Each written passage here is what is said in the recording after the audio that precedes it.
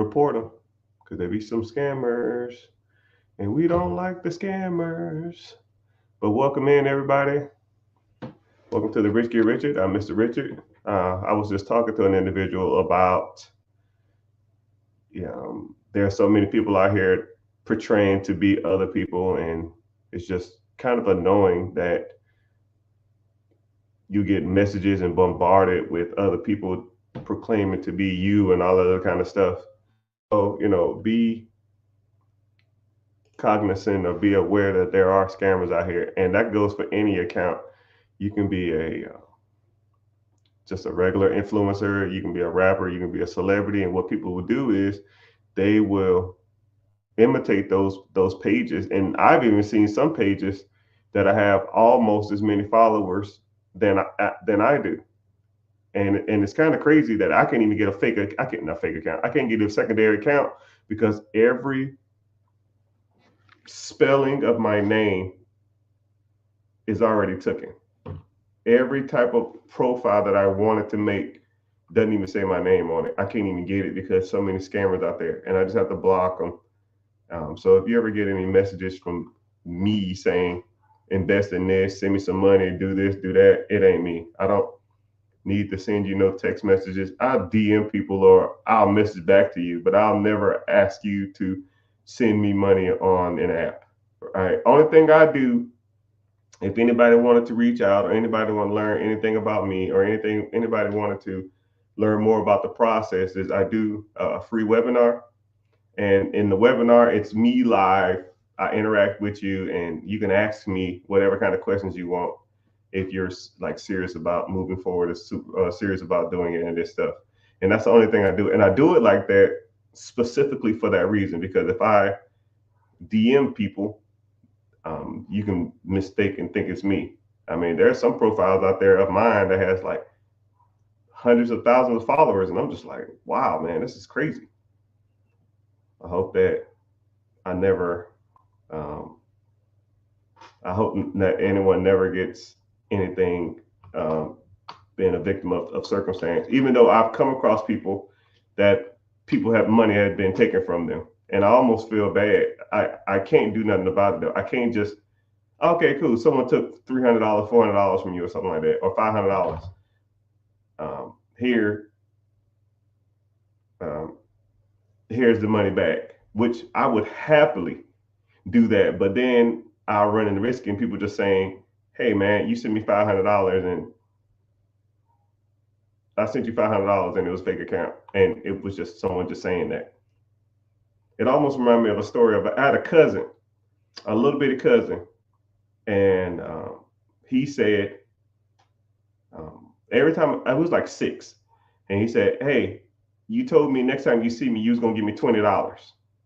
And I said, I did? He said, yeah. So I said, okay, cool, here you go. Here's $20. And then I see him again like a year and a half later, and he'll say, hey man, next time you said next time you see me, ask you for $20 because you owe me for something. I said, I did? He said, yeah. And I gave him $20. And this kid was doing that shit for he literally was doing it for like 10 years. Every year I saw him because I didn't remember. Then the wife stepped in and was like, that kid tells you that you go give him $20 every time you see him, and you don't even think about it. You just give it to him. I said, yeah, because $20 ain't a lot of money to me, and I'm not trying to sit back and think about it.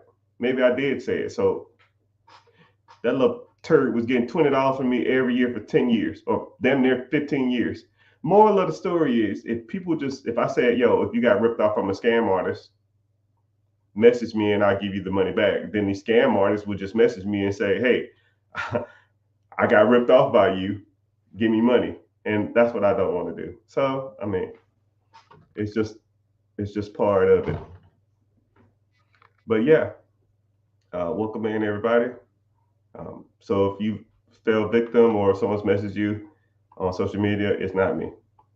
All right. Only thing I offer, like I said again, only thing I offer is the free webinar. Only reason I do the free webinar because you're interacting with me face to face. You can talk to me. You can ask whatever questions you want, and it's not somebody trying to sell you some crypto or some crap like that. but it's all good. Someone said, I'll make this Q&A real quick. Normally I give you some mindset stuff to start us off, but first person in the chat is talking about how do I flip $500? So I said, oh, okay, cool. Let's flip $500.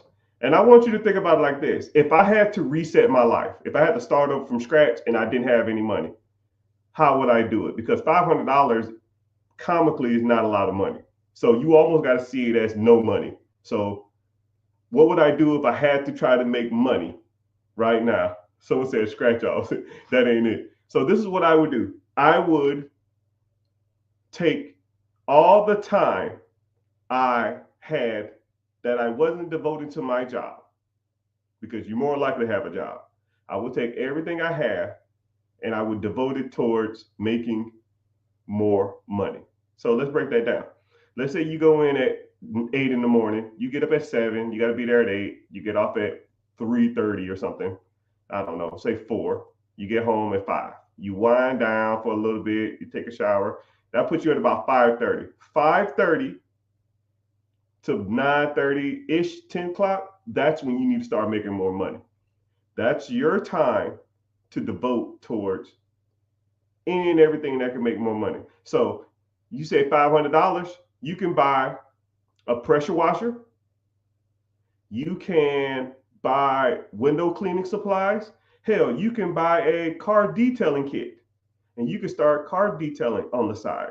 I have a good friend of mine who wanted to start making extra money. He bought a car detailing kit and he charges, a good car detailer is going to charge you $300 to $400.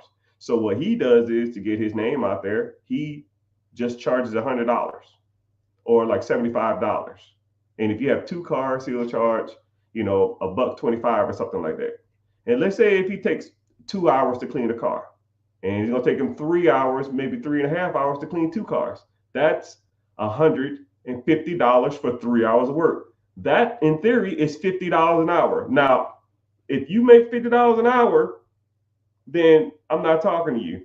But most people don't make $50 an hour. And if you can make $50 a day, $50 an hour for 3 hours of your day, 2 or 3 times a week, that's some good money. Now you take that money and you start putting it to work. You start investing it. Because I see a lot of people that get into like side hustles or get into all this other kind of stuff, and they don't invest the hustle. And that's where a lot of people mess up. They start mowing grass. They'll start couch flipping. They'll start mobile detailing. They'll start mowing grass, or they'll start pressure washing.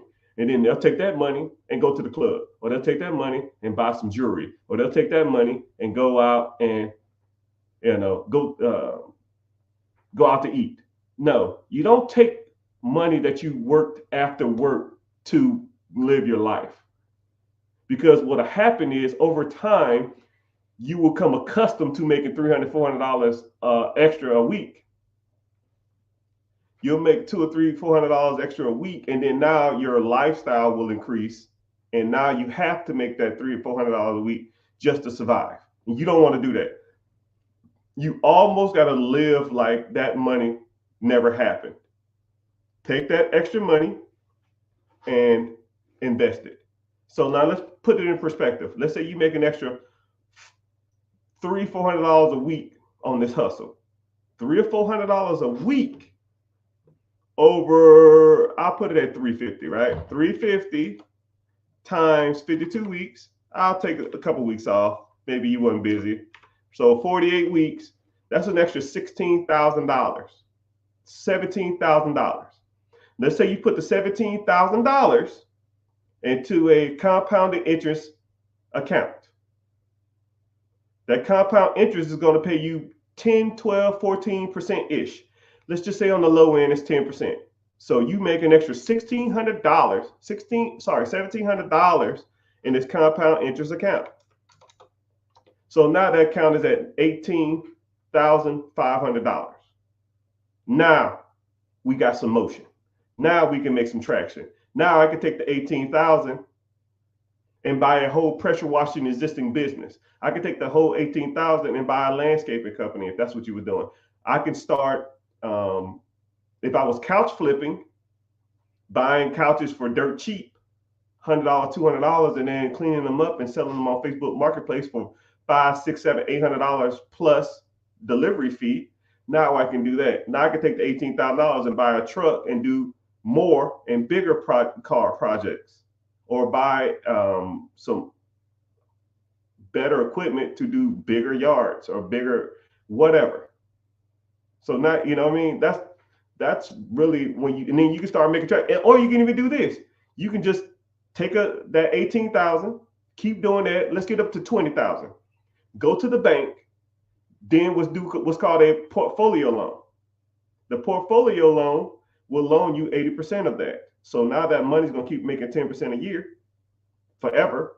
You take out a loan of your money, they'll give you 80% of it. Now you take the $18,000 and now you buy something that's going to at least make you that money back and some.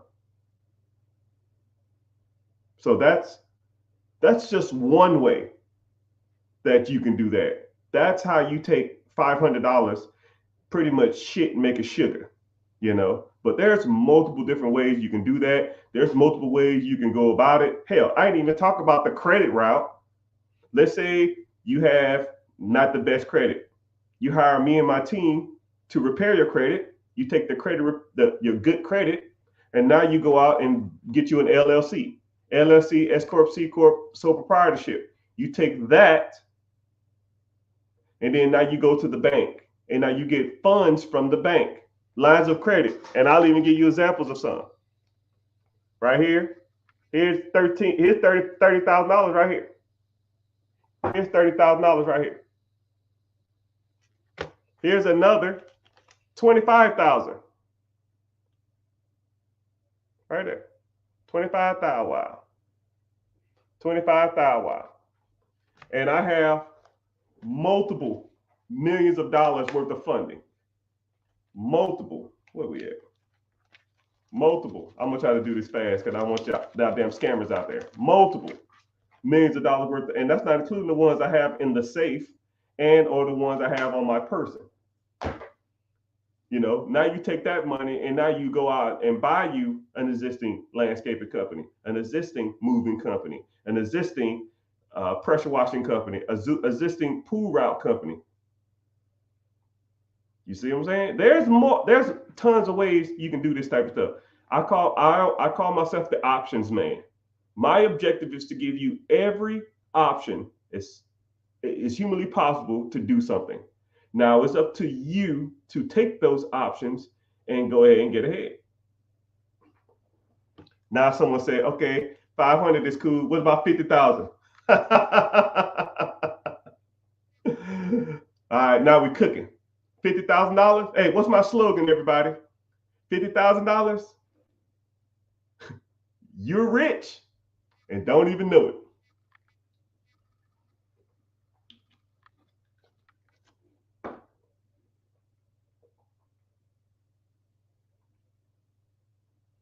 Somebody said $50,000. So this is what you can do. You rich and don't even know it. Yep. What you can do is, let's say you have $50,000. You can put 10% down, or even 5% or 2.5% down on an existing business. Let's say the business is 10% down. You do 10% of 50,000, which would be a $500,000 business. Let's say that business is generating, I don't know, 200,000 a year in cash flow to you. So we're going to keep the math simple. So $200,000. The loan, you're going to finance $450,000, right? You put $500,000 loan, you put $50,000 down, you're going to finance $450,000. $450,000 over 10 years at 10% interest will be about a payment of $50,000 a year. Tracking? Simple math. $400,000 at 10% interest. $450,000 is $45,000. 10%. That's $490,000. $495,000. $495,000 divided by 10 is a payment of $49,500. I'll round up. $50,000 a year. Tracking? Simple. Your business or opportunity that you purchase brings in $200,000 a year of income to you. 200,000 minus the $50,000 in payments you owe to the government or the SBA or the financial institution who gave you the small business loan. So now your $200,000 cash flow is reduced 50,000. So now you have $150,000 left. However, you want your money out of that deal now. Take your $50,000 out of that deal. So you have $150 left. Now you have a $50,000 expense, whether you took out a line of credit, whether you took out a HELOC, a home equity line of credit, a refinance, or you took a loan from your brother, whether you put it on a business line of credit, a business credit card. I don't give a damn how you got that money. Don't make me no difference. You make 50,000, you make 150,000. The payment was 50,000. Your down payment is another 50. So now after that, you have an extra $100,000 of cash flow. And there are some things that you can do to reduce your taxable income because you don't have to pay taxes on that $100,000. But putting down $50,000 in a year from now, making $100,000 ain't a bad trade. So now you take, now you're in year two. Year two, you don't have to pay back the $50,000. Wow. You've already paid yourself back. You got your money already out the deal. You know, so now the $200,000 come in if the projections are the same. $200,000 minus your $50,000 to the financial institution. Now you make $150,000 a year. $150,000 a year in cash flow over 12 months breaks down to about $12,500 a year. So who couldn't live off $12,000 a month? Could you live off $12,000 a month? Most people can live off $12,000 a month. And if you bought an absentee business, meaning that you didn't even got to be there, you will get a check every year, every month for $12,000, $500 on average for as long as you own that business. And a lot of people say, well, I'm going to take the $12,000 and pay it off. No. Screw the debt. I got $500,000 to the bank, or I owe $500,000 to the financial institution. No, that ain't it. That ain't the play. Don't pay off the debt early. Keep the debt as long as you can, because the debt makes you money. And paying it off is you actually lose money paying off the debt. Somebody said, what about overhead and expenses? That's why we learn, my guy. That's why we learn the difference between cash flow, gross, net, seller discretionary earnings, profit, P&L, year to date, and tax returns. But I didn't really want to go into complex deep dive, but I already factored it in. But if you want to learn more about deep diving into certain businesses and certain entities and learning about overhead, expenses, employees, taxes, all that other kind of stuff, I have a free class that we talk about this stuff, and I talk about this stuff to a whole bunch of different type of people who like learning about this type of stuff. Link in the bio, join the free class, Wednesday, 9 p.m. EST. But that's a good question. But of course we factor that in. Why wouldn't I factor in bills? Someone said, where can I find these businesses for sale? I mean, you can find businesses for sale anywhere. You can Google businesses, your state for sale. And a ton of different websites will come up. Looking for businesses is not hard. It's almost like saying, where do I find someone to date? I mean, you can go to dating sites, you can go to the club, you can go to the bar. But if you meet set individuals and you have nothing to say, nothing to offer, you can't dress worth a damn, and you look a mess, what's the point? You have to know what you're looking for in order to get what you want. You just looking at random businesses and messaging business owners and messaging brokers and messaging individuals in these sectors, you're just wasting everybody's time. If I was homeless with a busted up t-shirt, rotten teeth, nappy hair, and I go to the club and start hitting on girls, you are going to get dissed every chance you get because these girls don't want you. Business owners and business brokers, when they get messages from people who don't know what they're talking about, they automatically just shun them out the window. I'll even give you a quick example.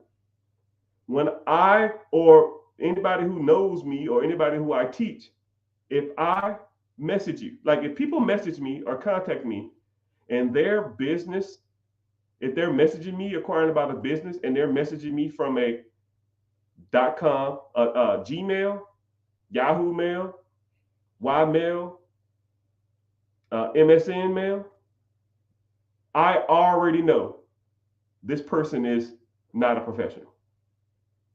Just think about that. Now, how many offer? Let's say you Google a business for sale in your area. Let's say it's a Dunkin' Donuts or some shit. Who knows? Whatever the hell you want to buy, and you message him. My name is Hot Lips 55 at Yahoo. They're not going to take you serious. Not even close. And then what do you ask for? What do you ask these people for? Hey, I see you have a business for sale. Yes, I do. Let's say if you get past the screening, which a lot of them will screen you, because I know, because I deal with these people all day long. Let's say you get past the screening, they're in a good mood. What do you ask for? Hey, is this for sale? Yes. Can I buy it? Yeah, you got the money? No. I thought you was gonna like try to work something out. No, you come to me. You're acquiring about it to me. What do you ask me what you want from the business?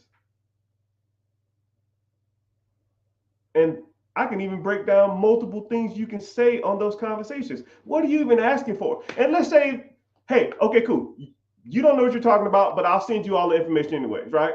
Do you know how to read all the business docs? Do you know the difference between SED, P&L, seller discretionary earnings, freaking cash flow, gross revenue, business expenses, tax returns? I mean, do you even know what any of that stuff means? You're just looking at a whole bunch of numbers. You're wasting everybody's time. You have to know what you're talking about. Even if you get past everything else, then you don't even know what a good deal is. I'll even ask you this question because when I get a new mentee or I get a person, I'll always ask this question. I'll ask you 3 random questions. Let's see how well y'all do.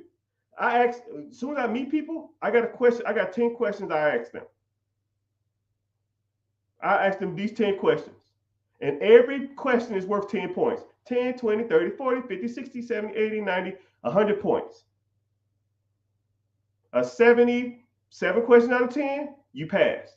8 out of 10, you're doing good. 9 out of 10, you're stellar. 10 out of 10, you're a genius.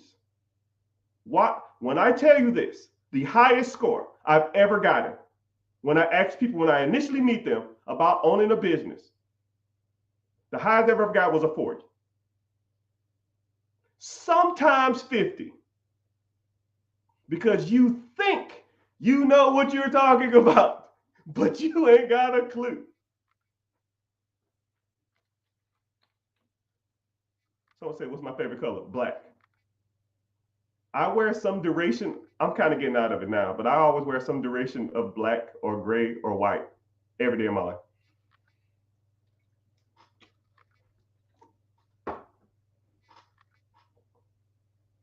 Focus, people. Focus. So I'll even do this. I'll ask y'all a question. I'll ask one of the questions I asked on the test.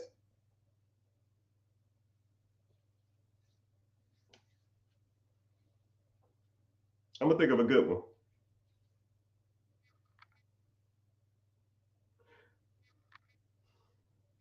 There's a business for sale. There's a business for sale. And the owner wants $1 million for the business. The business produces in cash flow to him $1 million. So the day you buy it, 1 year from then, you will have $1 million in your account. So if you bought it for $1 million and it produces $1 million cash flow, you break even. Money to your pocket. You buy it for $1 million, it makes $1 million. Okay? Super simple. The business has been open for 10 years. So he has a decent track record. However, he was doing some stuff under the table for a while. And now he wanted to go legit. So he started doing everything by the books. He's been doing everything by the books for about 2 years now. $1 million, running the business kind of under the table, wanted to go legit. 2 years legit. $1 million cash flow. Is this a good deal or a bad deal? And if so, why?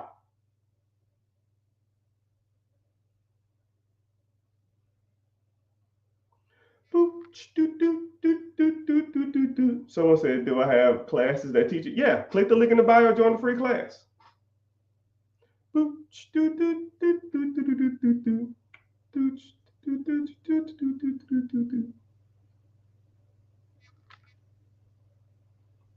Bad, I need an accountant.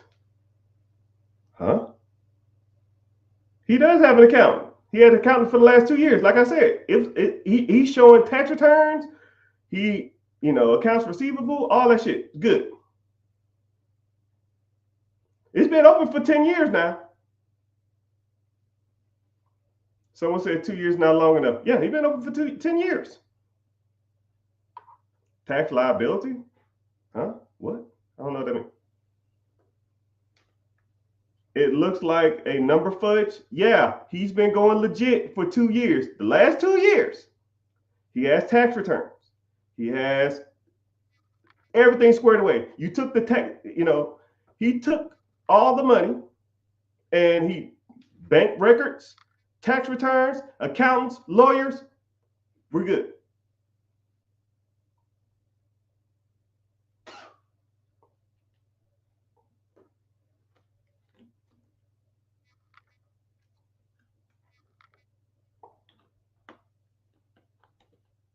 I'm guessing no, because of the tax returns ain't 100%. No. He went legit. He's been legit for the last 2 years. Tax returns are good. Lawyers are good. Everything's good. The taxes will still be on him. Huh? I don't know what that means. Only 2 years legit. Some people say good. Some people say bad.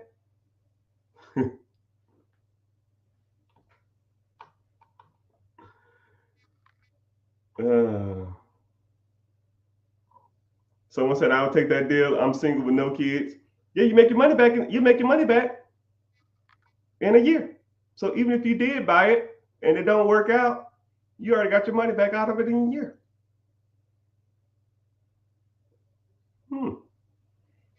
Those type of things that you should know, people. Some people say good, some people say bad. Who knows? I know. I'll give you another one real quick. Let's say there's a business and it's $1 million. And the cash flow is, to you, the owner, is $250,000.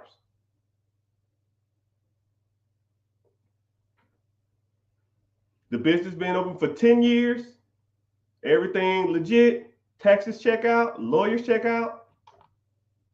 You buy for $1 million. It produces $250,000. You get a 25% rate of return on your funds. Everybody winning. 25%. You can't get that in the stock market.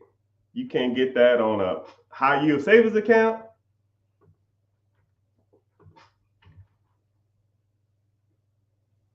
You can't. Someone said due diligence. Let's say the due diligence is good. Everything's good. Everything's legit. Lawyer's good.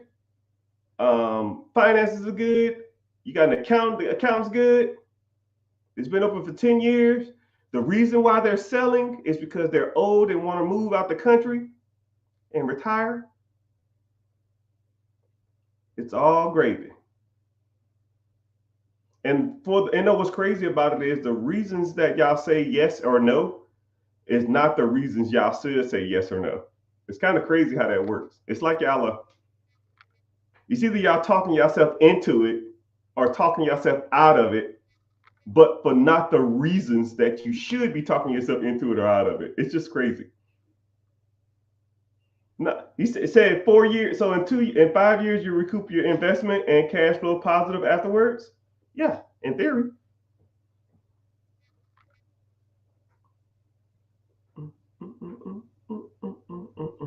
The answer is, I give you the answer to both of them.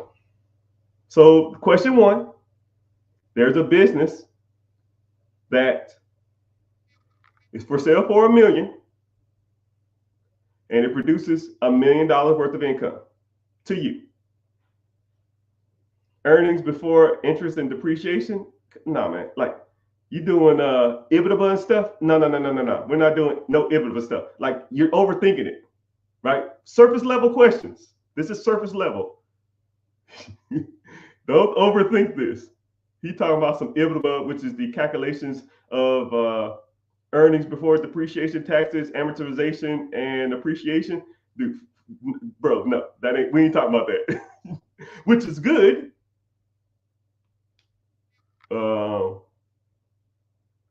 But generally you don't factor in EBITDA on business's cash flow because everybody's EBITDA is the same, is different.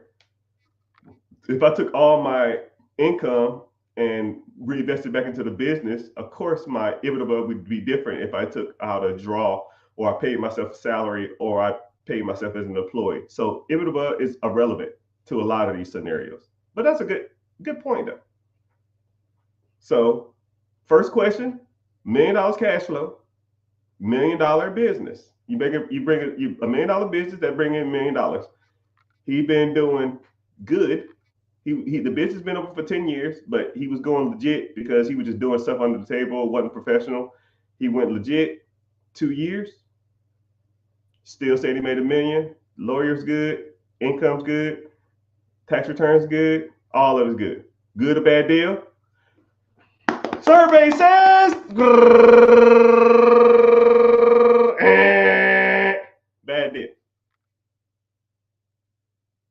So, question 2.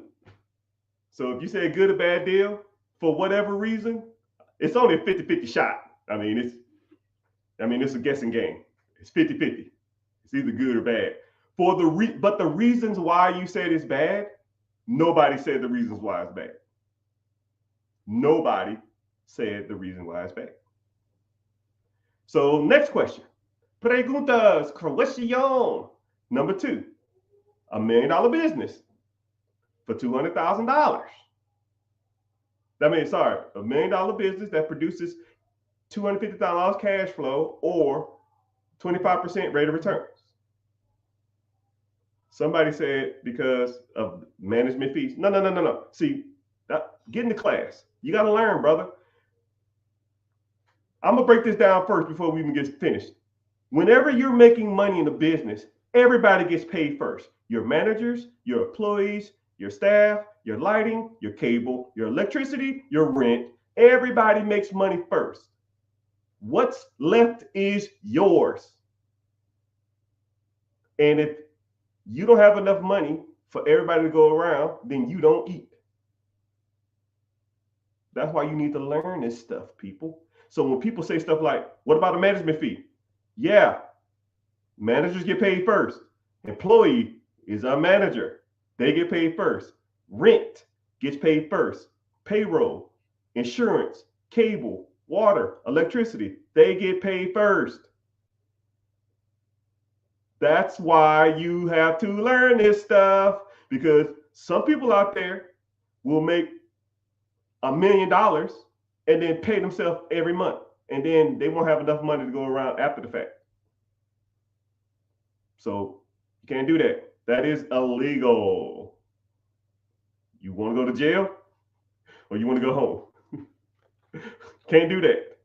So maybe I need to clear that up. But those are the type of things you're gonna learn. You learn that people get paid first. Then everyone gets paid first, then you get paid last. But what's good about that is everything that's left is yours. Word. Next question. The business is worth $1 million. It brings in, I don't know, $2 million in gross.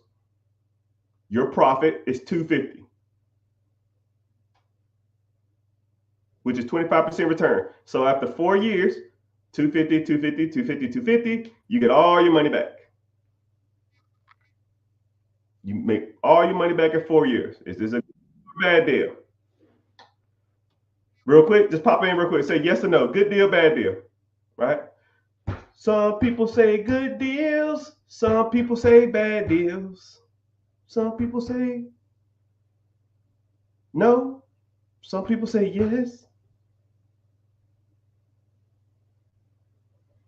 Survey says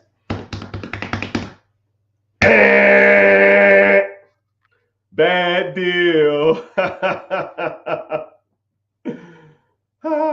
And that's why you learn from people. That's why you have to learn how to evaluate a business. So if you got both of those right, congratulations. You guessed right because, it's just someone said, damn. But did you get both right? Did you get both wrong? Did you get one wrong? Did you get one right? I mean, I don't know. Some people, and then what's crazy is a lot of people will get questions right, but they don't know why they got them right. Some people will get the questions wrong, but someone said I got both wrong. Yeah. Don't feel bad. Nobody passes. It's like the Kobayashi. Uh-oh. Who even knows what that is? So, if you were a Star Trek nerd, whenever you become the captain of a ship, they give you what's called a test called the Kobayashi, because Kobayashi is the person who wrote the test. Even though they say Spock did it, but that's a nerd. That's wrong. A person named Kobayashi designed the test for you to fail. And they don't want to see how bad you fail, because you're going to fail it. The objective of the Kobayashi test is to see how you react and how you think and how you process stuff. So when I ask people the 10 questions or the 5 questions, whatever I want to give you, depending on how much time I got, it's a Kobayashi. You're not going to win. Nobody wins. The moral of the story is it's for you to see how you react and how you look at certain things, because you don't know the answer. Because it took me years to learn the answers. And you're not going to just wing the Kobayashi. You're not just going to wing knowing how to properly evaluate a business. It's just don't work. It doesn't work like that. You have to learn certain skills. You have to learn how that stuff works. You know? Somebody said, "Hey man, I'm bested. I gotta know why I missed the first question." So the first, I'll even kind of break this down a little bit. I really don't go into deep dive and stuff like that, but I'll kind of break down the first one a little bit too. So whenever you're evaluating a business, legitimacy when getting loans will make or break you. Because if you're going to get a loan from a financial institution or you're getting a loan from the government, they don't give a shit how long you've been in business. They don't give a shit how long you've been making money, because they're looking at how long you've been legit. So if you haven't been legit long enough for us to get a good track record of your history of the business, then it's not a good enough business for them. Now, on paper, because $1 million of income versus $1 million asking price is 100% rate of return, that's good. That's great money. But to a financial institution, they don't like that for multiple reasons, which I'm not going to get into on this. Multiple reasons. I can break down. Multiple reasons. And, I'm not saying I would or wouldn't. There's things that you need to learn about longevity and legitimacy when it comes to those type of entities. Regardless of, even if it was legit for 2 years, shit, what was it doing the first 10 years? If they was making that kind of money, why didn't they go legit? What are they hiding? I don't know. What if they was damn bankrupt and they fucking scheming money some other kind of way? I don't know. And the government doesn't know either. And the government, financial institutions, the SBA, Small Business Administration, whoever's loaning you this money, microloan, SBA 7A, 504, SBA Express, those institutions do not play that shit. Especially once you start getting in bed with like national banks and stuff like that, because they're going to have to underwrite that stuff. And they're going to say, yo, this has been open for 2 years. Oh, no, he said 10 years. No, the papers will say 2 years. I don't give a shit what he or she said. He could say 1,000 years. I started this shit during the last crusade of Joan of Arc. I don't give a shit. I'm looking at the paperwork. It says 2 years. So that's what we base it off of. Okay? But I'll give you that one. Well, there's a little more to that too. Just note that it's not good. But if you want to take that deal, then that's on you. But you couldn't do it through a government entity or a financial institution. Say word.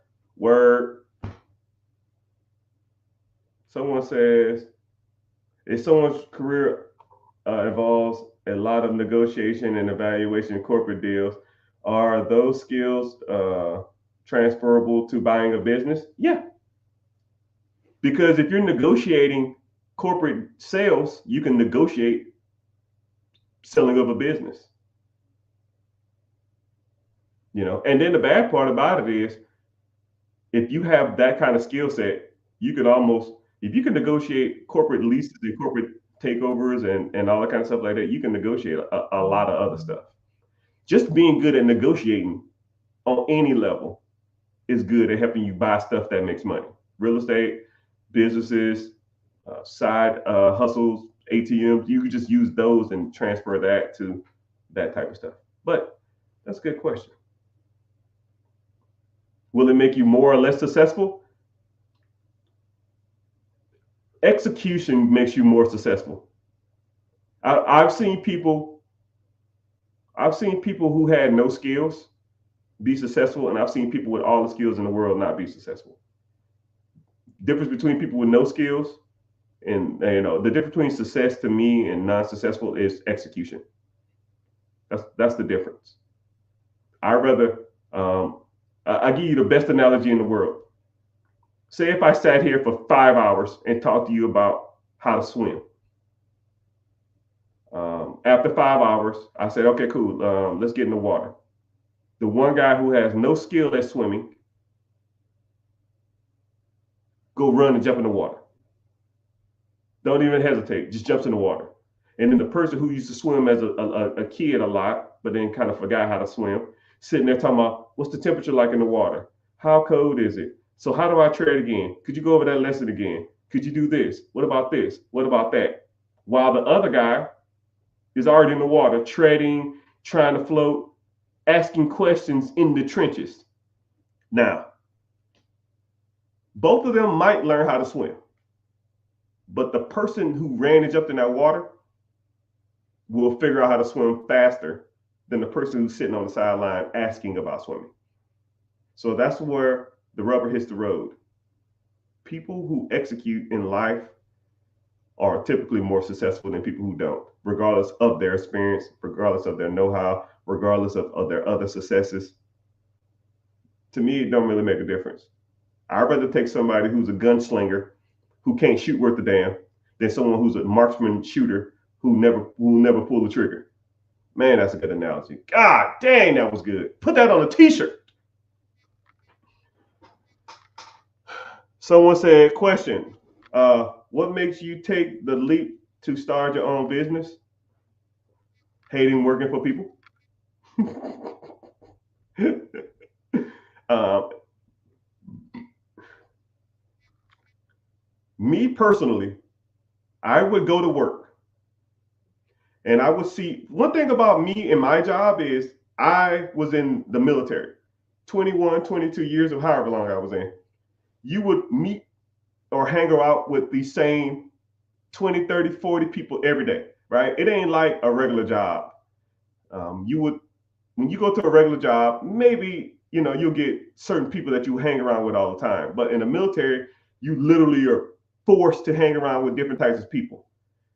Um, and you're forced to hang around whites, blacks, Mexican, Puerto Ricans, guys, girls, trans, tall, short, educated, non-educated, hood, country, mountain boys, southern boys, surfer boys, and you just get a big conglomerate of different types of people.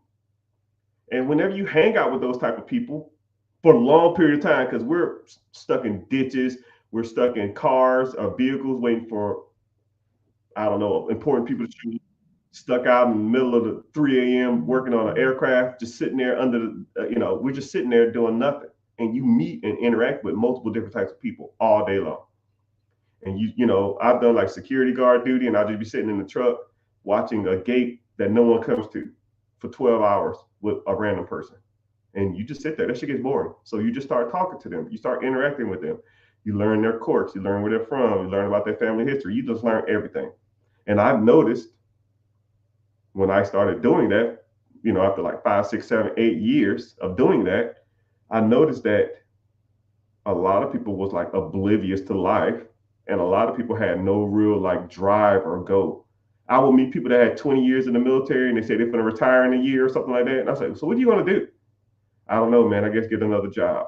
It's like, so what the fuck you been doing for 20 years?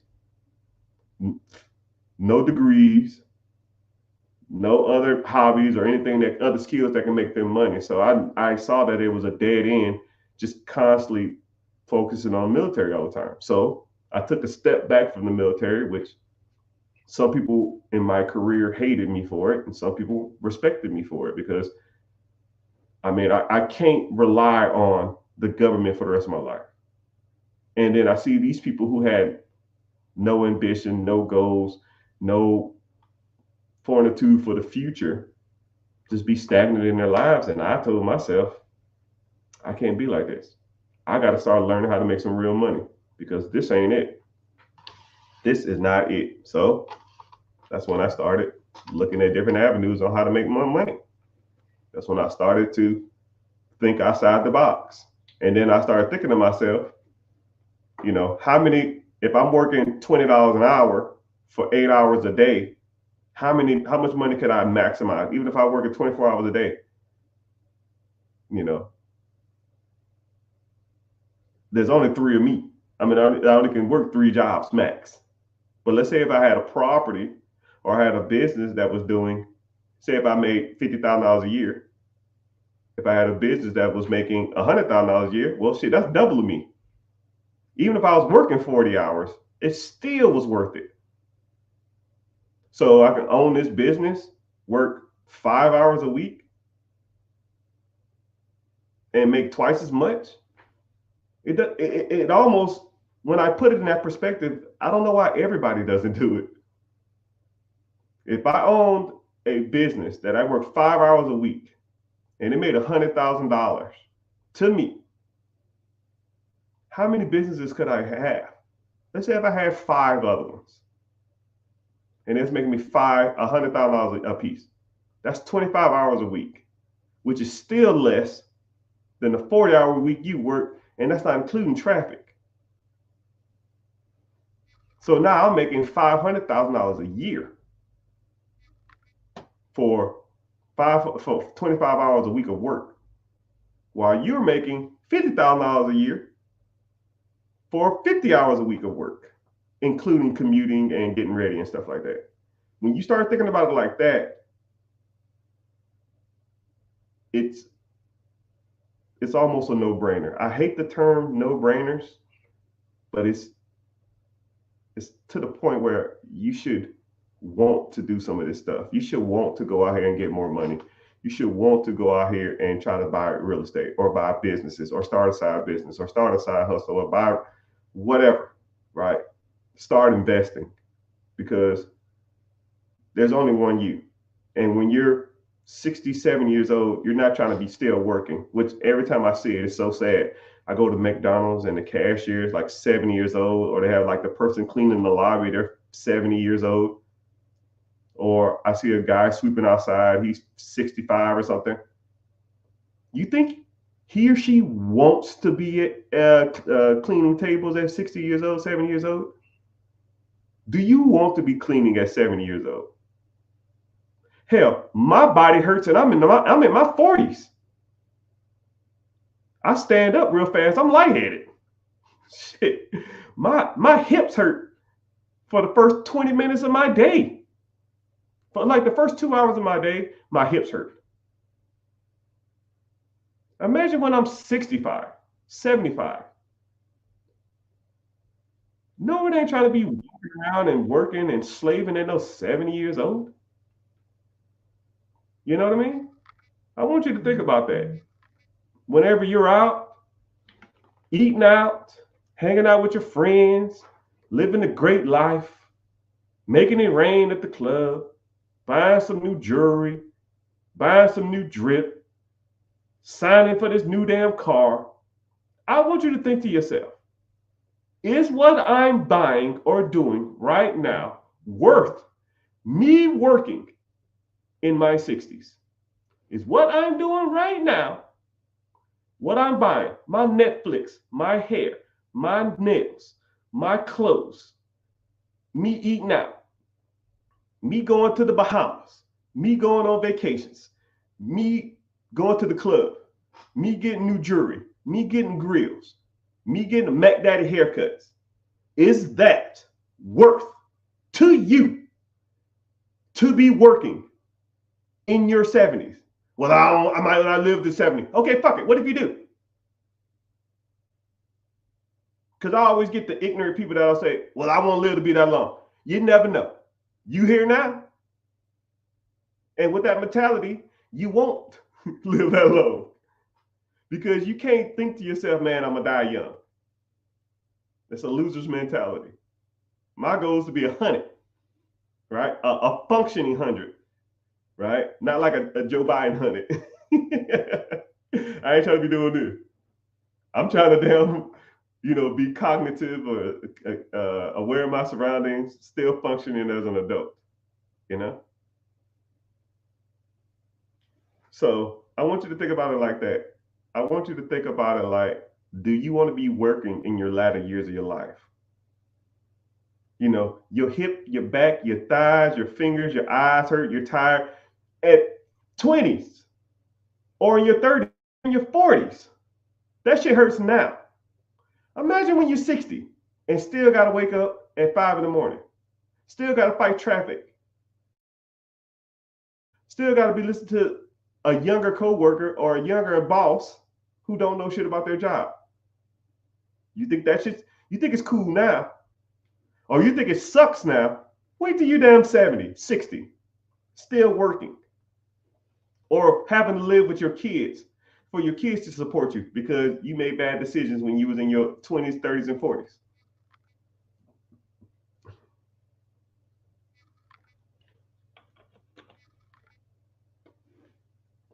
That's some real shit for you. And I'll always see people in the comments on videos of mine. I'll always see people in my lives that'll say dumbass shit like, well, it's my life. I want to live my life. That's your opinion. Live your life. Have fun. But when you're old as hell and got two nickels to rub together, still grinding, still struggling, and all you had to do was make a couple of tweaks in this time, you're now. I don't give a fuck about what happened in the past. I don't give a damn what you bought. I don't give a damn what you got. I don't give a damn about none of it. We're here now. What are you going to do now for tomorrow? Man, Mr. Richard, that's cool and all, but I need this Hellcat. You have fun.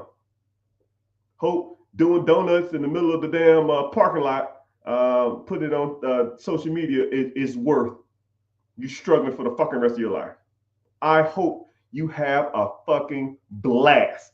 Have fun.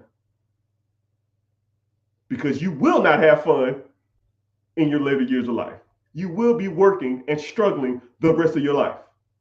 You will be that individual cleaning the parking lot at 70 years old. Because you want to chase damn Hellcats or chase grills or chase Gucci or chase freaking Jordans or chase the club or chase vacations. A fucking vacation. A vacation is worth you working and struggling the rest of your life. And then people say, this is what really bothers me when people say shit like this. This is one of the good ones. Well, I don't want to be old and have my money because I can't enjoy it when I'm old. Who the fuck old around here? I'm old? I'm old to you. I'm old. I'm still functioning. I'm old. Yeah, because when I go out to vacations, real vacations, not the Bahamas or a cruise to Jamaica, that's not a vacation. Riding damn donkeys in a villa in Italy while being fed crepes and wine, that's a vacation. Going to Bora Bora, digging a hole, throwing a pig in there and covering it up with leaves while I get initiated into their culture while they rub a little smoke on my face and eating this prepared meal overlooking the ocean. That's a vacation. Not a cruise.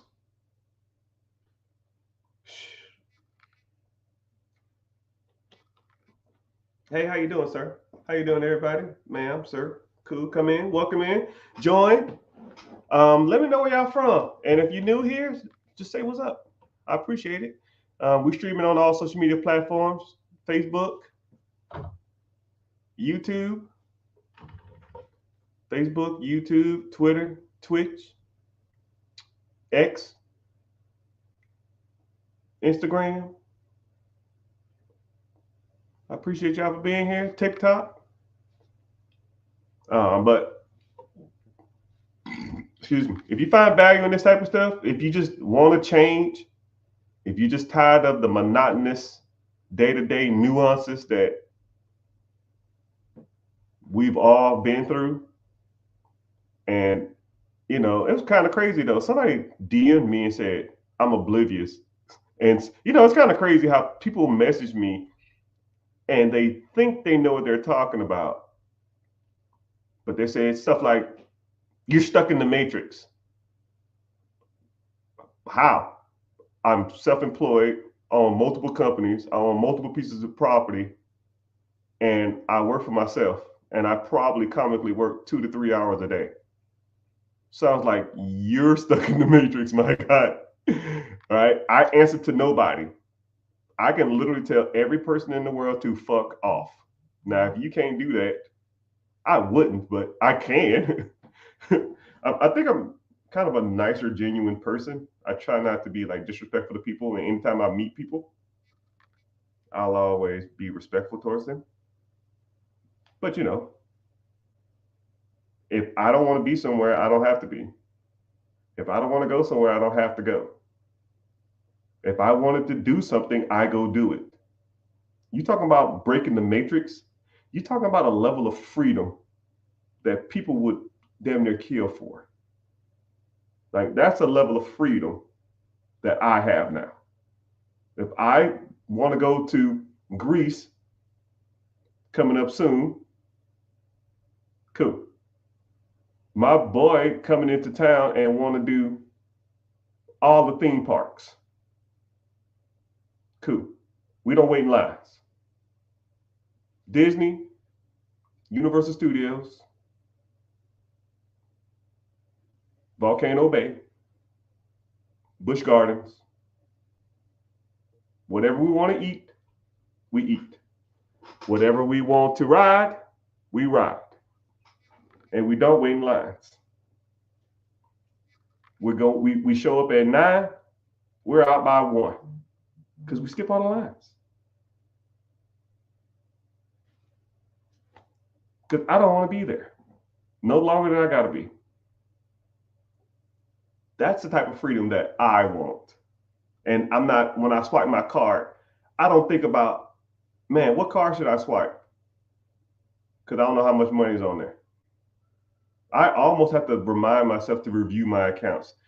That's the kind of money that you should want. I have to go on because my kids' Spotify account and their YouTube and their PlayStation accounts are connected to my credit cards or my debit cards, whatever you want to call it. So I got to go on there every 2 weeks to make sure these kids ain't damn spent $400 on Minecraft or something like that. That's why I review my accounts, just to make sure that everything is on the up and up. But I almost couldn't spend the money I make, right? I can go out and get any car I want. I can live wherever I want. I can travel wherever I want to. I've been around the world and I can't find my babe. Not bragging. It's just I'm trying to talk to you from a position of where I was to where I am. When I joined the military, I was making $1,000 a month 20 years ago. I was making $1,000 a month. You couldn't pay me $1,000 an hour now to do whatever you tell me to do. You couldn't pay me $1,000 an hour to go get a job. It ain't worth it. You couldn't pay me $1,000 to wake up early. I want you to think about that. Thank you for the gifts. You couldn't pay me $1,000 an hour to get out of my bed early and go answer to somebody else. It ain't worth it. And you have to start believing it here and believe it here before you believe it here. You got to start going into work and thinking to yourself, you're better than this. You're bigger than this. If you feel like you're the smartest person at your job, if you feel like, I'm not going to say people are beneath you, but you ever feel like this company won't run without me? Your boss don't know what the hell's going on. I'm surrounded by, for lack of a better term, idiots. Except that one person that's cool, but you don't want to hang with them outside of work. If you felt like that ever, you felt like I felt the last 15 years of my life.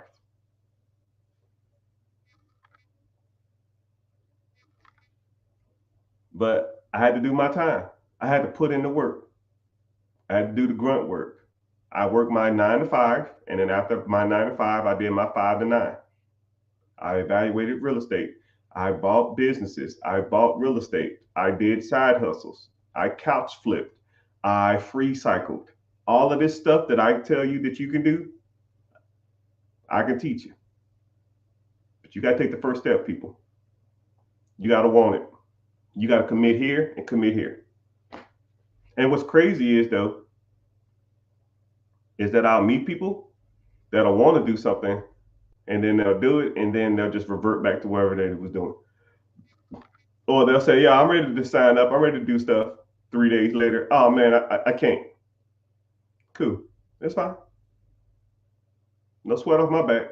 I already got mine.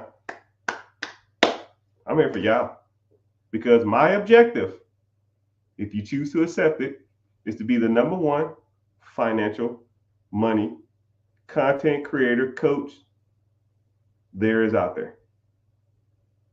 That's my goal. Because a lot of these people out here don't know what they're talking about, and it's trash. It's not good. It's not productive. It's borderline scammy, or it's unachievable, and or it's just it only benefits the people that do it. You know, it only benefits the person who's selling you something. But I'm not like that. I put y'all on game maybe an hour, 2 hours, damn near every day. I mean, what's crazy is I'll meet people that are like watch me for like 6, 7, 8 months, and they'll be like, "Yo, you finally convinced me to like want to move forward." You know, but one person at a time, people. One person at a time. But I can't accomplish my goal without putting myself out there and letting the world know that I'm here to offer better. And I do get people that'll message me and say, "You're an idiot. You don't know shit. You're broke as hell. What the fuck do you know?" That's fine. That's your opinion, right? Some people think LeBron James is not the greatest basketball player of all time. I don't know what game you watching. I mean, it is what it is. I mean, even the greatest person in the world has haters. Who's the most liked person in the world? I don't know. Tom Hanks. He got haters. Morgan Freeman. He has haters. Samuel Jackson. Somebody hates Samuel Jackson. Who's the most? So let's do that. I'm just curious. Who do you feel? Mickey Mouse. Somebody hates Disney. That's crazy. Somebody in this world hates Disney. Somebody hates Chick-fil-A. Think about it. Somebody doesn't like Chick-fil-A. Somebody hates Denzel Washington. Who? Just come on, start naming some stuff. Name some things that everybody should like. Keanu Reeves. I think Keanu Reeves was voted the most liked person in the world. Somebody hates Keanu Reeves. Someone hates the way he acts. Someone hates the way he looks. Someone hates the way he walks. Someone hates the way he talks. Whatever. Someone hates waking up. If you want to talk about non-physical things, some people hate breathing. I hate being broke. I hate paying bills, right? I hate anything that takes money out of my pocket. You know, I hate any of that stuff. Somebody said, someone hates Care Bears. Someone hates, I met a person who don't like Marvel movies. How you don't like Captain America? I mean, you hate Iron Man? Someone hates Spider-Man. Someone hates Superman. Superman almost represents goodness in all human beings. He is the embodiment of goodness. Someone hates him. Someone hates Barack Obama. Somebody hates Barack Obama. Somebody hates Trump. Somebody hates Kamala Harris. Somebody hates Joe Biden. Somebody hates Putin. Well, some of the people are not the best of people, but somebody hates the Pope. The Pope, the freaking leader of the Catholic Church, has to ride around in a bulletproof car. Someone hates the Cookie Monster. Someone hates Big Bird. Someone hates Michael Jordan. Man, it's crazy. It's crazy, right? So, in theory, somebody hates me. And I can deal with that because I know where I am in my life. I'm comfortable with my life and I'm comfortable with who I am. But my objective is to change everybody's mind or to get you to at least think to yourself, what you are doing isn't right and you need to be taught better from somebody who's done it. It ain't even got to be me, as long as it's somebody. And you can't continue to go through your life doing the same thing you're doing now, thinking that you're going to get ahead, because it never does. You will never get ahead doing the same shit you're doing. Credit card debt, buying cars, taking your little 2-week vacation and going out of town, or going on a cruise or the Bahamas or something like that, buying Jordan shoes, Gucci, all that kind of stuff like that. It ain't gonna work, my guy. It ain't worked for you the last 5, 6, 7, 10 years, 15 years. It ain't gonna work for the next 15 years. You're not gonna get ahead. Can't get ahead buying junk that doesn't appreciate or give you value. Doesn't work that way. And if you don't listen to anything I say, just listen to that. It will not or do not work. Okay?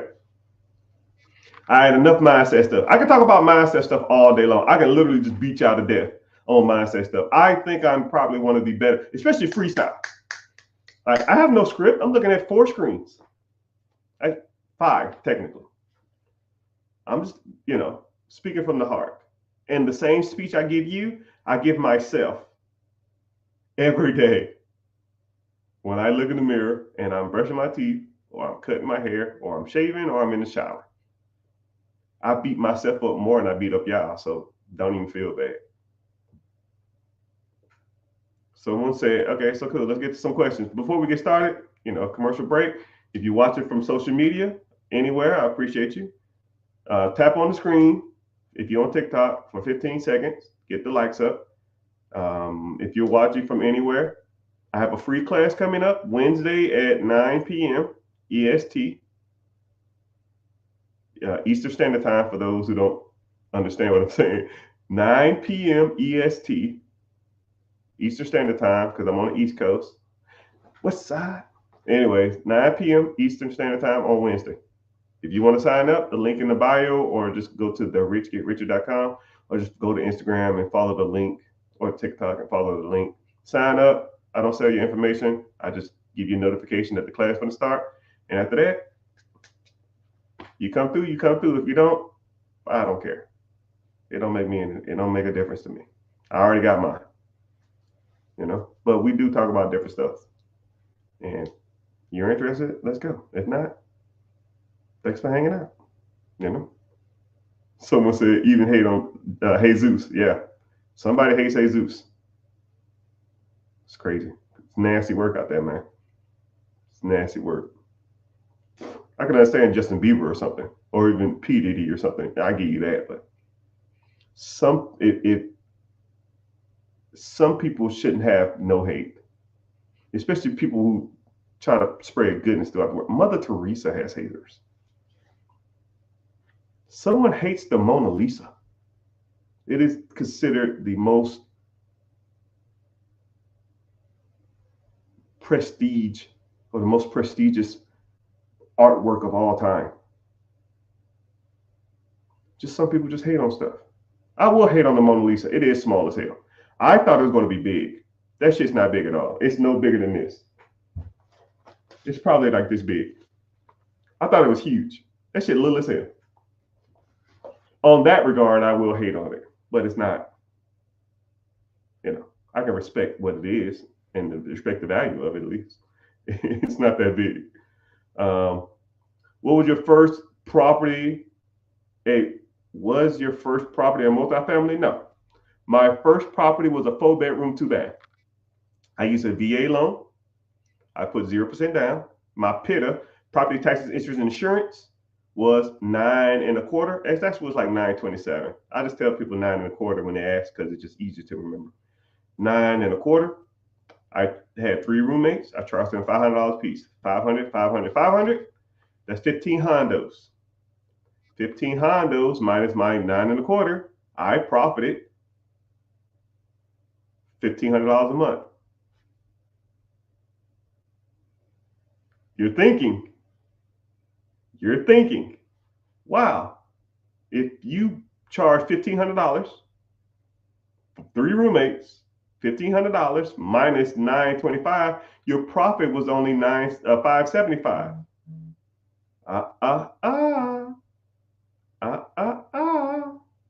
Some people would take the 575 and live off of it. Clubs, shoes, cars, dumb shit.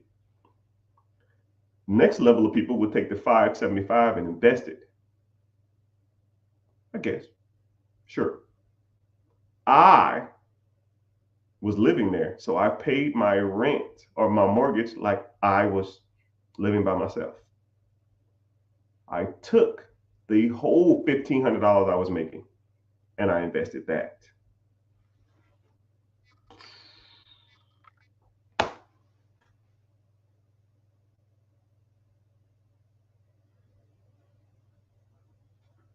That's how I did it. And then I took $1,500 and I saved it every month. $1,500, month one. $3,000, $4,500, $6,000, $7,500. $7,500 in 5 months, I could put 5% or 10% down on a $7,500 house. I did it once. I do it twice. Bought my next property. I think I bought it in like, I want to say like month 8 or something like that. I don't remember. It was a long time ago. This was literally like 2008, 9-ish. I don't remember. 7, 8, 9. I don't remember. If I had $1 million to put on, I'll say 2008. I deployed to Iraq. I deployed to Bahrain, 07. I deployed to Iraq. No, shit. I deployed to Bahrain, 6. I deployed to Qatar, 7. I deployed to Iraq, 8, 9. I bought my first property. No, because I got sick. I got black lung in Iraq, and I already had the house. So between 2008 and 2009 is when I bought my first house. When I got back from Qatar, I bought my first house, and I was deployed. So I was stacking that money too. If that's relevant. Thank you for your service. No, thank you for your support. Berkey! And then when I got back, I think that's what it was. Yeah, that's what it was. I deployed, had that property. When I got back, I bought my second property. And then I bought my third and fourth. And then I bought, I think my fourth or fifth one is when I hit my first home run. It was a guy who was getting a divorce, and his wife and him was doing a short sale. He didn't have any money. The house was going to get foreclosed on. They wanted $40,000 for it. I offered them $35,000.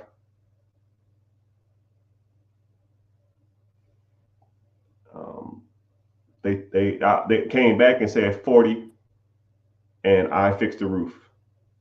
I said 35, and you fixed the roof, but it was kind of the same thing. So we'll just say it was 40 grand. That was about what it was. I bought it for 30 grand, put, I don't know, 10, 15%, I don't know what, down. I owed 32,000. I fixed it up. I put another $10,000, $15,000 into it. So I was all in like 20 grand or something, 20, 25 grand. So 32,000 minus your 20 grand. I had 50 into it. I sold that shit for, I think like 145. I got a check for like 90 something $1,000. Not 89, I think it was like 90,000 and some change. And I said, oh yeah, I can do this. That was my first, like, I call them home runs because it's more money. A home run to me is more money you can make in a year. So when I hit a home run, that means that I can't work a year and make this kind of money. All right. Average American makes $56,000 a year. Actually, it's 54,000, but I think it just went up to 56. I don't know. It was 55. The average American makes $55,000 a year. So if I can do a real estate deal or a business deal that makes me more than $55,000 a year, it's a home run, right? The biggest deal I've ever done was 300 and something. So I'll let you know I'm not fucking around. biggest deal I've ever done was a little over 300, and it was a 6-hour deal. You do the math on that.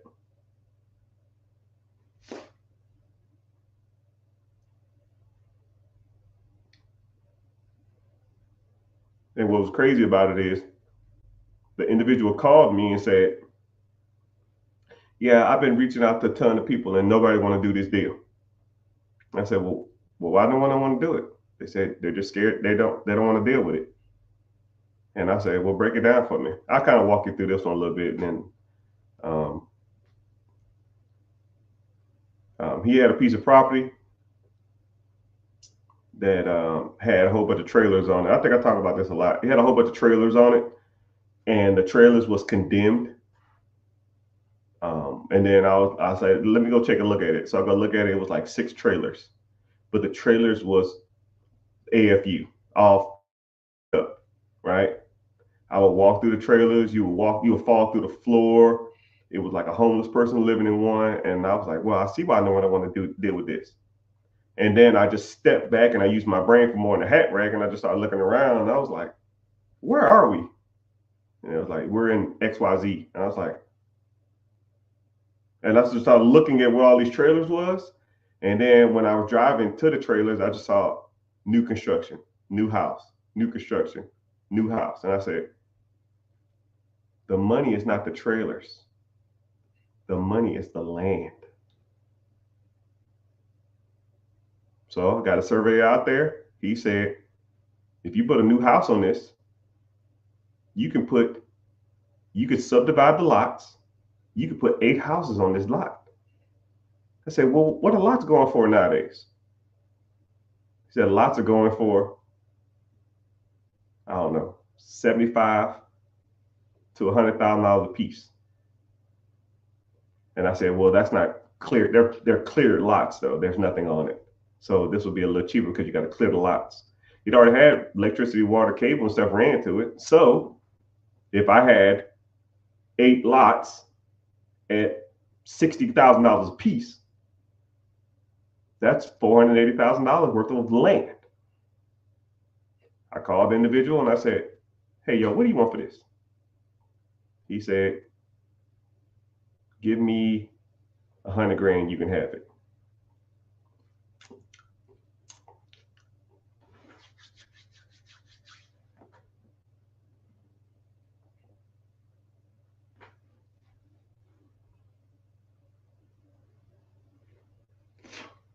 I don't do land deals, but I did that one.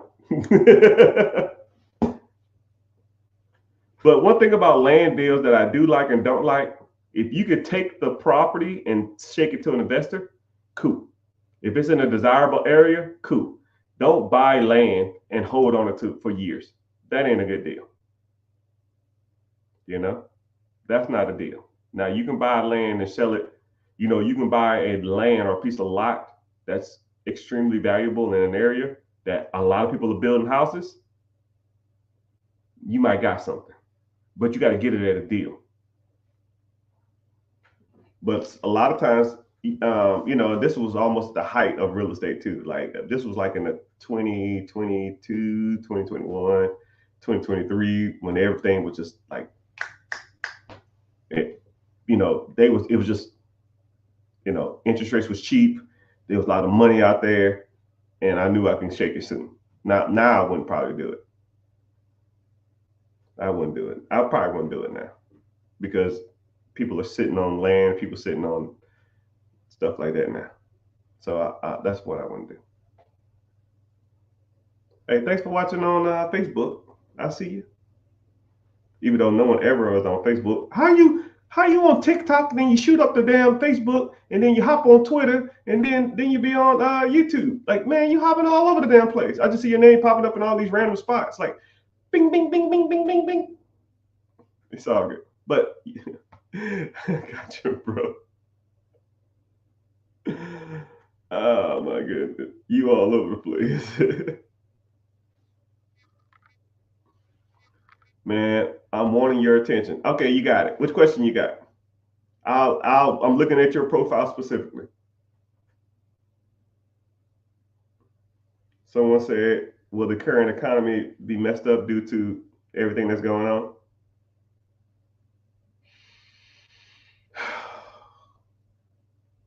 Depends on how long it is. Depends on how long it is.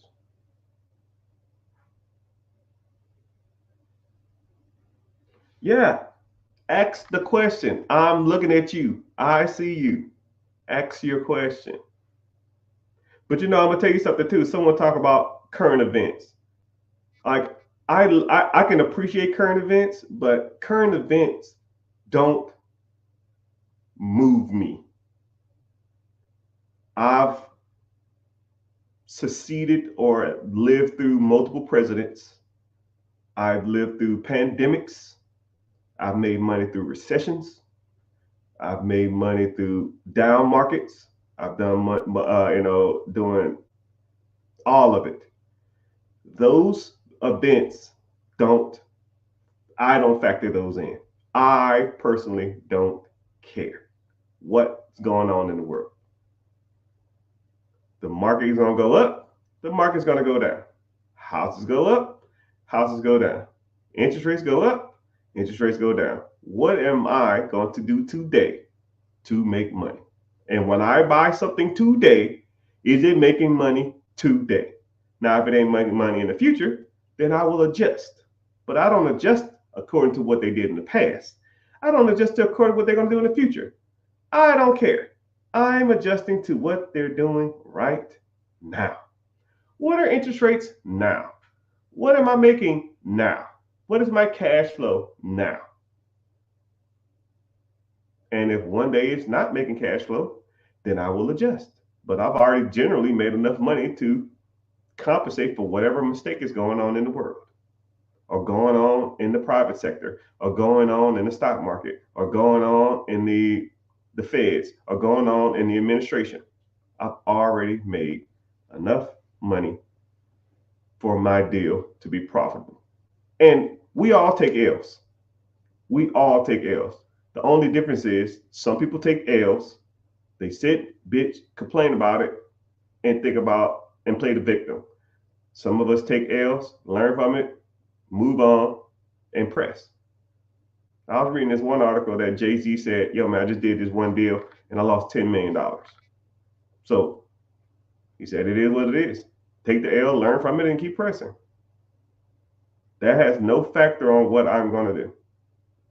No pity parties here, right?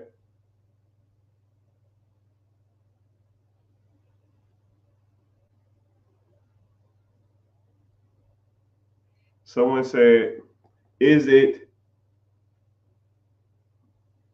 chaptered on your business or is it chaptered as an individual? Is what categorized or chaptered as a business? I don't know what I mean. Oh, does your bankruptcy work on an individual with the business? How does a bankruptcy work? Depending on the setup of the bankruptcy. Oh, the bankruptcy question. Depends on how your business is structured. First of all, bankruptcies are for businesses. Never file bankruptcy in your personal name. You never need to. Second of all, the S Corp, C Corps, if you do them right, the bankruptcy will fall on the business. If you have an LLC, limited liability company, whenever you file bankruptcy, because you're doing a Schedule C or you're adding some of that income is on your personal books, some of those debts that are acquired, you can be liable for. Just depends on your business structure. That's why you learn, right?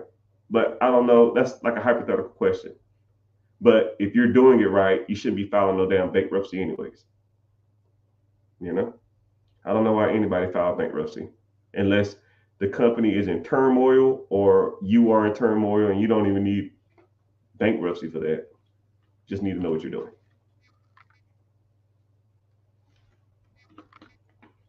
Do you put your rental properties under an LLC? You should, or an S Corp or a C Corp. However you want to structure it. But you should have it in some kind of entity.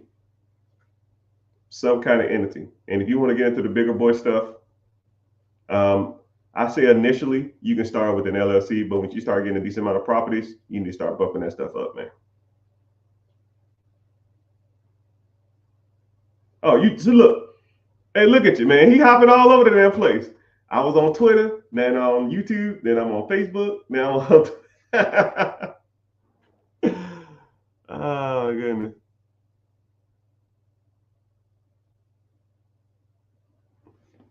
Someone said I've just been waiting to buy a company, but I just want the property. I'm dealing with an individual now, and what they're trying to do is they're trying to find the perfect deal. And I said to them, a perfect deal almost don't exist. And I'll give you a great analogy. I'll use dating as an example. Let's say if you found a spouse or a girlfriend or a boyfriend or whatever, and they had 75 to 80% of everything you want in a partner. 75 to 80%. I'll even say 75% because I'm gonna put on a little edge. You found a partner, you met them, and 75% of the stuff you loved, but 25% of the stuff you didn't like. Is that a good person you want to date? Would you take that chance? Or are you holding out for that 100%? Because that 100% is going to be really hard to find. 100% of anything is going to be a hard pill to swallow for anybody. Okay? If you want to move forward in a relationship, if you want companionship, if you want a relationship, if you want marriage, then you're going to have to make some sacrifices. I can tell you everything there is about owning a business. I can tell you everything there is about owning real estate. I can tell you everything about owning ATMs. I can tell you everything about storage. I can tell you all that shit in the world.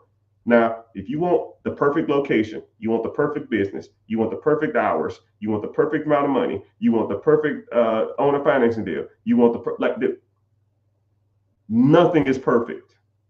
Some things you're going to have to compromise with. Nothing is perfect. I'm not perfect as a husband. My wife is not perfect as a wife. Well, if she's listening, yeah, she's a perfect date. But, but the difference between perfection and working with what you got to get to where you want. If I was looking for perfection, then I wouldn't be married.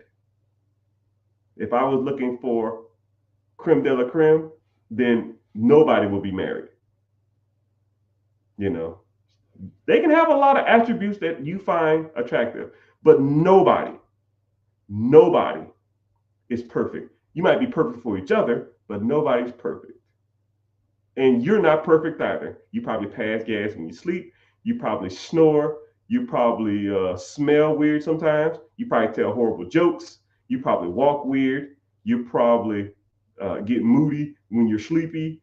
You probably eat crap. You probably don't work out. You're probably going to gain weight when you're married. You're not perfect. But the difference between, like I said before, people who are successful and people who are not is execution.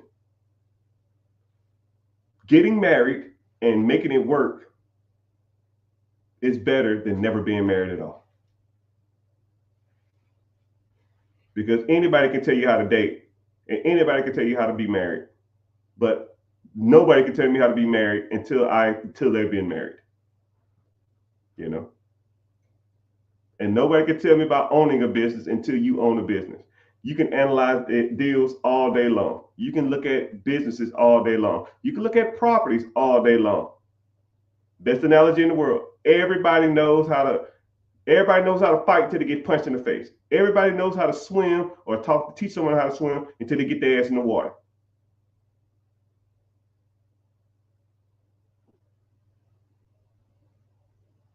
You got to get in the water, people.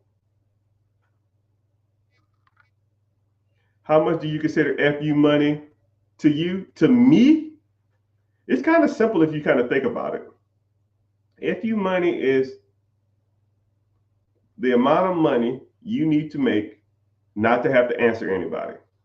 And it has to be reoccurring. It's not a set amount. So a lot of people say, oh, $1 million, $2 million. You're looking at it weird, people. Never look at a specific amount of money as FU money. It's an amount of cash flow that reoccurs that you don't have to do anything for or very little work to do. Let's say if you're making, you need $5,000 a month at your job, right? That's $60,000 a year. Let's say you bought a business and the business brought in $70,000 a year. $70,000 a year of cash flow to you in your pocket, by definition, is FU money, because you don't need to work for no one else. You are telling the world, screw you, I am self-employed, right? You might not go to like a major restaurant and tell them screw you, or go to like a plane charter and tell them screw you, right? It's a limited screw you money or FU money, but it still is FU money. But now if you want to start talking about going to places and, going to the best restaurants in the world, flying all over the world, having the best house in the world, having the best cars in the world, then that dynamic or that metric is almost contingent upon what you want. If you want a Lambo, factor in the Lambo. You want a house on the beach, factor that in. You want $10,000 of spending and close a month of a budget, factor that in. Whenever you come up with that number, how much is a Lamborghini payment? $3,000 a month. Cool. What other car you want? I want a Range Rover. Cool. How much the payment? $2,000. So now you're at 5. What's your house payment? $10K. Cool. Now you're at $15K. How much money you need to live? I need another $5,000 of living expenses. Cool. That's $20,000. What else? You can do it with that? Cool. $20,000 a month breaks down to $250,000 a year. Now you need to buy a business that produces $250,000 a year. It's about as simple as it gets, people. But I hope you find value in this. Hope you learned something. I hope you gain some kind of knowledge or understanding of what it takes to get ahead in life. And you need to start focusing on what's stopping you from getting ahead. I don't know if it's money, capital, know-how, fear. You got to start associating with and start hanging around individuals who are doing this on a higher level. Now, I'm offering my hand out. If you want to learn, I'll teach you, but you got to want it. If you want to learn more, click the link in the bio, join the free class. I do it, it's Wednesday, 9 p.m. EST. So 9 Eastern Standard Time. So if you're in California, it'll be like 6 o'clock Mountain Time, 7 p.m. on Wednesday. If you're in Central, I think it's 8 p.m. I'm off. I don't even know the time zones, but I know it's Mountain, Central, Eastern, and specific times. No, Eastern, Western, Mountain, Central. That's it. I know, but I don't know the difference. I get the two in the middle. I think Mountain because I think of like the Colorado mountains. I don't know if that's right though. So Mountain, Central is in the middle. Central is like Texas. So they're 1 hour behind. So 8 o'clock East Coast would be 6.